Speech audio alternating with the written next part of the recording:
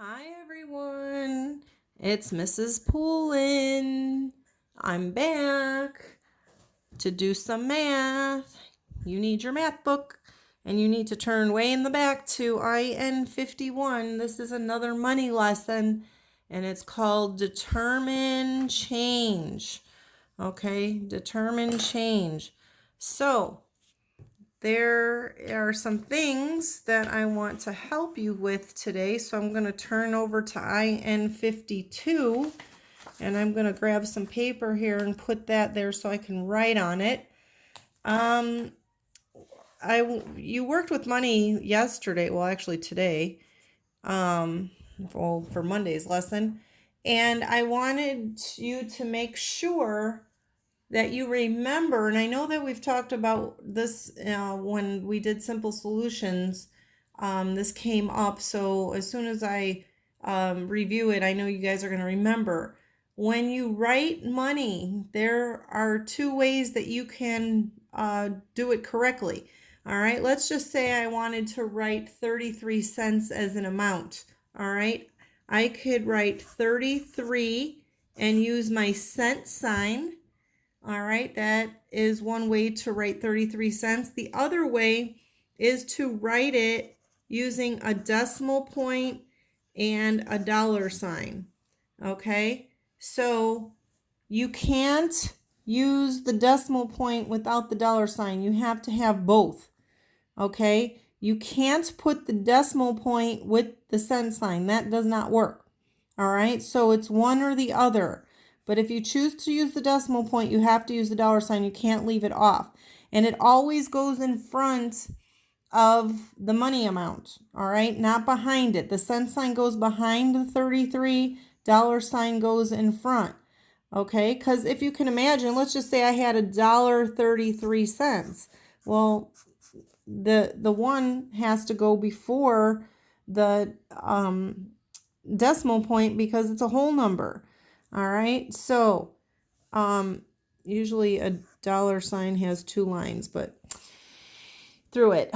Okay, so those are the only two ways to write money. You got to pick one and stick with it. Okay, and you have to make sure you have your signs when answering any of the questions. You can't just say 33 and not use the cent sign or the decimal and dollar sign, because that doesn't tell me then that you're using money. All right, so keep that in mind. Now, up at the top of the page on IN 52, it says a $5 bill was used to buy each item. Determine the change, use coins and bills if needed. Now, I have some fake coins and bills that we would have used if we were in the classroom. But if your parents want to let you use real money, you're more than welcome to do so. But I'm going to, hopefully at one point you will be able to determine the change in your head. That is our goal, to be able to subtract or count up in our head to find our change. But for these lessons, I am going to show you how to do it mathematically on paper. So the first one, it looks like it's a book or a notebook or something. It's $4. I'm going to write it down here. $4.59. Okay, to purchase the item in number one. So you're in the store. You gave the cashier $5. Now, in order to subtract this on paper, you have to write $5 with the two zeros and line up those decimal points. Okay, your decimal points have to be lined up. Your numbers have to be lined up in the same column. All right, but you can't. You have to include those two zeros. All right, don't leave those off. All right, it helps you line up the numbers anyway. So when you go to subtract, you're going to need to line up your decimal point. I can't see it through the camera. Line up your decimal point in your answer. You're going to need to have that on your paper And then, of course, you're going to have your dollar sign. This is like a funky looking decimal here. All right. Woo! Made it nice and big. All right. So, go ahead and subtract the problem as you normally would, and just make sure the decimals stay line up after you found the answer, and then you've included your dollar sign. Let's see. So what else was I going to tell you? This is just going to be an easy lesson. I think I don't see really, if I look at these problems here on the page, we have some word problems. Even over here, we have some word problems of finding money. I'm sure we've done this in Simple Solutions, so I know you guys have been practicing. And if I turn over, there are a couple more word problems over here. Number 11 says that you should explain. So we know that we're going to put that into words to explain how we've gotten our answer.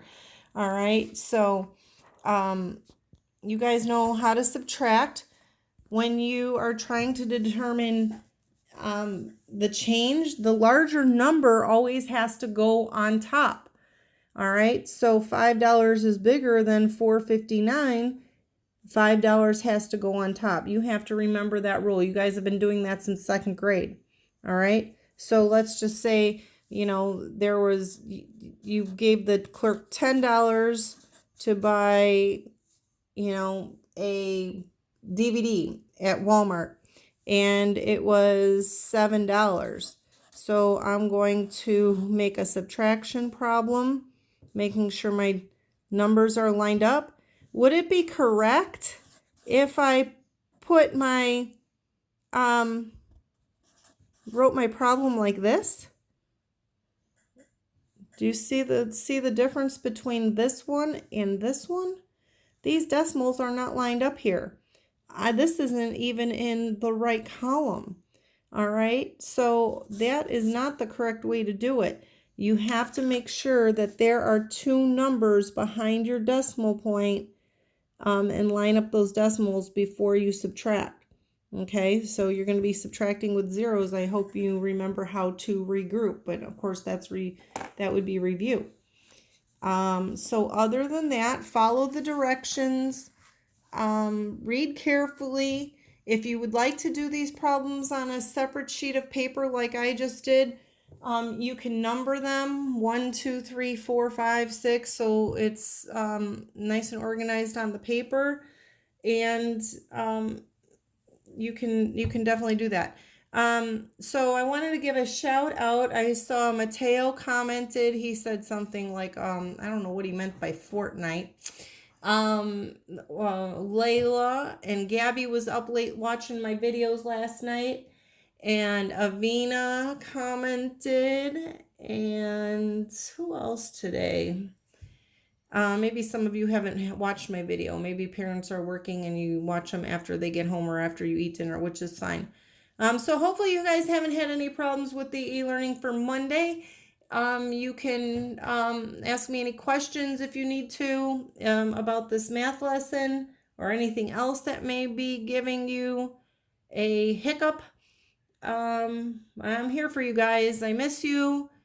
And looking ahead, this is like almost our last lesson in this chapter. I told you it was a little itty bitty chapter, and we have one more chapter before we finish the book, and I think we're going to get it in before this e-learning thing is done.